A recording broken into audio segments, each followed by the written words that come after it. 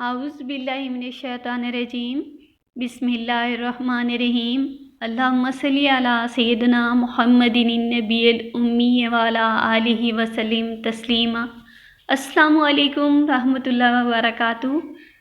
आज हम आपके साथ एक बहुत ही प्यारी बात शेयर करने जा रहे हैं कि दुरूद शरीफ में आल का ज़िक्र क्यों है। ये बहुत ही एक प्यारी बात और राज की बात है जिसे बहुत कम लोग ही जानते होंगे।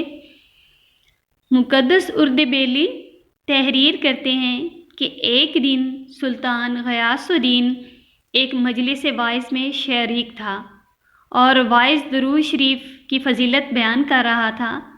सुल्तान ने उस वाइज़ से पूछा कि दूसरे अंबिया कराम अलैहिस्सलाम के दुरूद में आल का ज़िक्र क्यों नहीं है।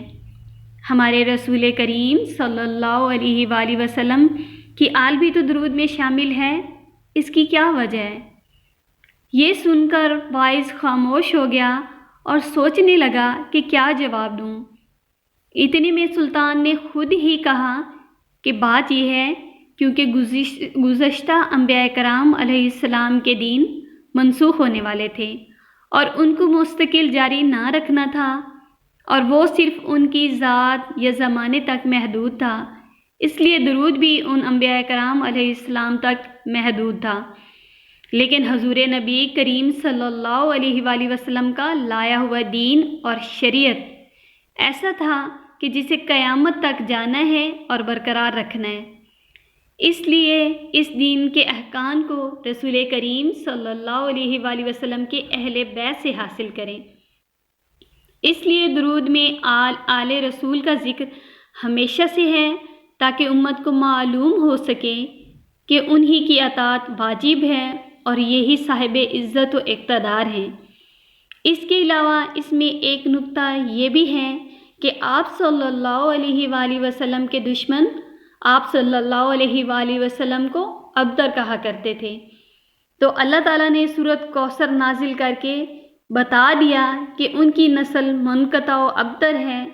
बाज़ दुश्मनों की अहले बैत से दुश्मनी वाज़ेह है, इसलिए रसूल खुदा सल्लल्लाहु अलैहि वसल्लम के ज़िक्र दरूद के साथ उनके अहले बैत को रखा ताकि ये वाज़ेह होता रहे कि आले रसूल सल्लल्लाहु अलैहि वसल्लम मुनक़ता करने वाले खुद मुनक़ता हो गए, जबकि उनकी आल बाकी है। हमारे रसूल करीम सल्लल्लाहु अलैहि वसल्लम की आल तो ऐसी आल हैं जिन पर खुद रब ताला, मलाइका और मोमिनीन हमेशा दुरूद भेजते हैं। बस वाइज़ अहले मजलिस सुल्तान का ये जवाब सुनकर खुश हो गए।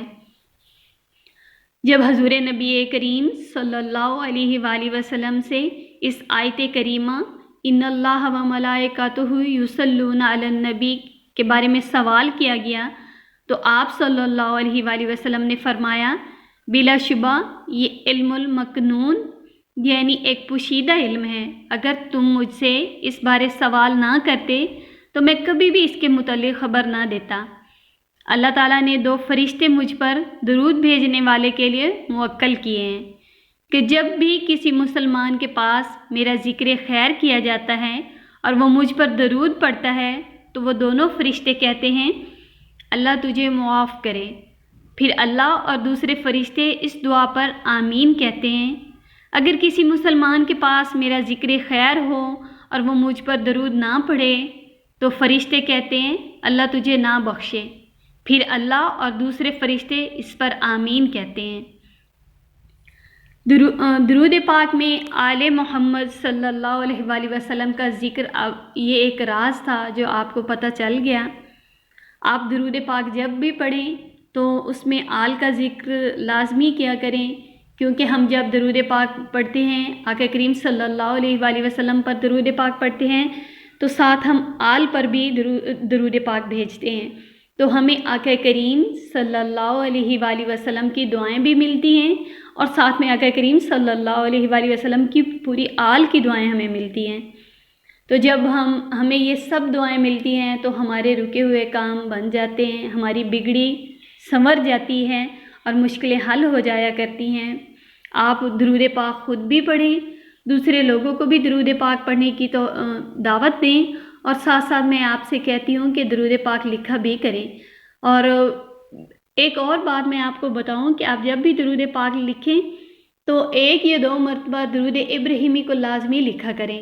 اس کی بہت زیادہ فضائل و برکات ہیں، اور اس میں آل کا بھی ذکر ہے، رحمت اور برکت بھی ہے، تو آپ ساتھ ساتھ درود ابراہیمی بھی لکھا کریں۔ میری دعا ہے کہ اللہ پاک ہم سب کو محبت، شوق اور ادب کے ساتھ درود پاک پڑھنے کی توفیق عطا فرمائے۔